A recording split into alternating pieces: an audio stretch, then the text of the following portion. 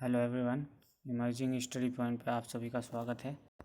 ये हम लोगों ने लुसेंट सामान्य ज्ञान की ऑब्जेक्टिव जीके की सीरीज चला रखी है। उम्मीद करता हूँ ये आपके लिए फ़ायदेमंद होगी। आप इस वीडियो को पूरा देखिए और पसंद आए तो लाइक, सब्सक्राइब और शेयर ज़रूर कीजिए। तो चलिए शुरू करते हैं। आगे बढ़ने से पहले हम कल के कुछ क्वेश्चंस को रिवाइज करेंगे, उसके बाद आगे बढ़ेंगे। तो बताइए, भारत में ईस्ट इंडिया कंपनी का पहला गवर्नर जनरल कौन था? इसका आंसर आप मुझे कमेंट बॉक्स में दीजिए।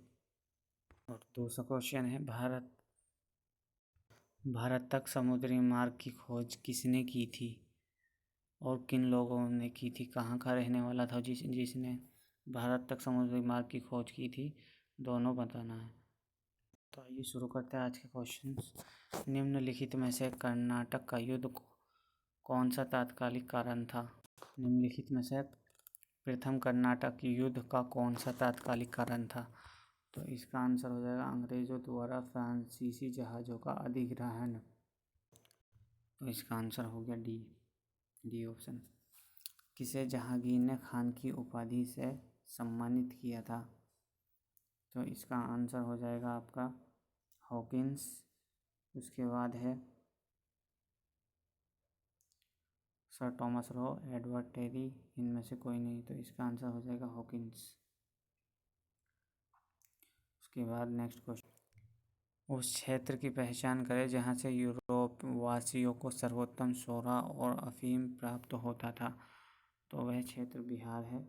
बिहार से ही यूरोप वासियों को सबसे ज़्यादा सोरा और अफीम की प्राप्ति होती थी। उसके बाद भारत में 1612 ईस्वी में अंग्रेज़ों ने अपनी पहली फैक्ट्री कहाँ स्थापित की थी? तो इसका आंसर हो जाएगा डी, सूरत में। अंग्रेज़ों ने अपनी पहली फैक्ट्री सूरत में स्थापित की थी। तो डी आंसर सही है। बीपीएससी 1994, यूपीएससी 2006 में आया हुआ क्वेश्चन है। उसके बाद निम्नलिखित में से जिस एक शासक ने ईस्ट इंडिया कंपनी को दीवानी प्रदान की थी वह था? तो ये था शाह आलम द्वितीय। तो इसका हो जाएगा शाह आलम द्वितीय ने ही ईस्ट इंडिया कंपनी को दीवानी प्रदान की थी। तो इसका आंसर हो जाएगा सी। उसके बाद बंगाल की निम्नलिखित फैक्ट्रियों में से एक जो पुर्तगालियों द्वारा स्थापित की गई थी वह फैक्ट्री कौन सी थी? बताइए। हुगली। तो इसका आंसर हो जाएगा हुगली। उसके बाद एक द्वीप पर निर्मित भारत का बड़ा नगर, तो एक द्वीप पर जो निर्मित भारत का बड़ा नगर है वो मुंबई है। नेक्स्ट, भारत में तंबाकू के प्रचलन का श्रेय किसे जाता है? तो ये सीधे पुर्तगालियों को ही जाता है। पुर्तगालियों ने ही भारत में तंबाकू के प्रचलन की शुरुआत की थी। उसके बाद नेक्स्ट क्वेश्चन, एस्तादो द इंडिया कार्टेज पुर्तगालियों के सामुद्रिक साम्राज्य का नाम था। बिल्कुल सही है। कॉर्टेज क्या था? पुर्तगालियों द्वारा जारी किए जाने वाला पारपत्र या आज्ञा पत्र था ये। कॉर्टेज बिल्कुल सही है। इन इक्विजिशन पुर्तगालियों द्वारा स्थापित धार्मिक न्यायाधिकरण था ये। बिल्कुल सही। पोर्टो ग्रांडे ये था पुर्तगालियों द्वारा चिटगांव को दी गई संज्ञा थी ये। तो ये सभी एक दूसरे से मेल खाए हुए हैं। तो इसका आंसर हो जाएगा ऑप्शन ए। नेक्स्ट, 18वीं सदी में भारत में लड़े गए युद्धों का निम्नलिखित में से सही कालानुक्रम कौन सा है? तो सबसे पहले युद्ध लड़ा गया था अम्बद का युद्ध। उसके बाद प्लासी युद्ध, उसके बाद वांडीवास युद्ध। 1757 में प्लासी युद्ध लड़ा गया। वांडीवास का युद्ध 1761 में और बक्सर का युद्ध 1764 में लड़ा गया था। उसके बाद भारत में यूरोपीय शक्तियों के प्रवेश के संदर्भ में कौन सा कथन सही नहीं है? तो इसमें हो जाएगा पुर्तगालियों ने 1499 ईस्वी में गोवा पर कब्जा किया था। बिल्कुल गलत है। पुर्तगालियों ने 1498 ईस्वी में जो प्रथम पुर्तगाली वह भारत आया था, वास्को डी गामा। तो ये गलत हो गया। उसके बाद भारत में फ्रांसीसियों ने अपना सबसे पहला कारखाना निम्न में से किस राज्य में स्थापित किया? तो इसका आंसर हो जाएगा गुजरात में। उसके बाद भारत में फ्रांसीसियों ने अपना सबसे पहला कारखाना निम्न में से किस राज्य में स्थापित किया? तो इसका आंसर हो जाएगा गुजरात में। उसके बाद भारत में फ्रांसीसियों ने अपना सबसे पहला कारखाना निम्न में से कहाँ पर लगाया था? भारत में फ्रांसीसियों ने अपना प्रथम कारखाना सूरत में लगाया था। फ्रांसीसियों का प्रथम कारखाना भारत में सूरत में लगा था। उसके बाद भारत में पहली मुद्रण मशीन की स्थापना किसने की थी? तो पहली मुद्रण मशीन की स्थापना जो है पहली मुद्रण मशीन की स्थापना पुर्तगालियों ने की थी। तो इसका आंसर हो जाएगा पुर्तगाली। उसके बाद यूरोपीय व्यापारिक कंपनियों के कारखाने होते थे भंडार गृह एवं उत्पादन केंद्र दोनों। तो इसका ऑप्शन सी हो जाएगा। उसके बाद पुर्तगाली उपनिवेशों गोवा, दमन और दीव को किस वर्ष जन आंदोलन के बल पर भारत सरकार ने भारतीय गणराज्य में विलय किया? तो आप सभी जानते हैं सबसे पहले जो भारत में आने वाले पश्चिमी देशों के जो लोग थे वे पुर्तगाली थे और सबसे बाद में भी यही गए थे 1961 में। दमन, दीव और गोवा पर इनका कब्जा था 1961 तक। 1961 में ये छोड़ करके चले गए थे। तो इसका आंसर हो जाएगा 1961, ऑप्शन सी। नेक्स्ट, पुर्तगालियों की पहली फैक्ट्री कालीकट में 1500 ईस्वी में किसने स्थापित की थी? तो इसका आंसर हो जाएगा पेड्रो अल्वारेज कैब्रल।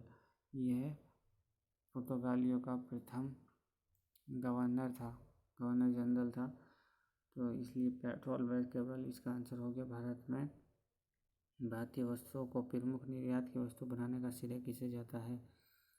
तो इसका आंसर हो जाएगा आपका फ्रांसीसियों को, ऑप्शन सी आंसर हो गया इसका।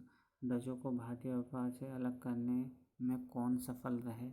तो अंग्रेज़ों ने डचों को व्यापार से अलग कर दिया था।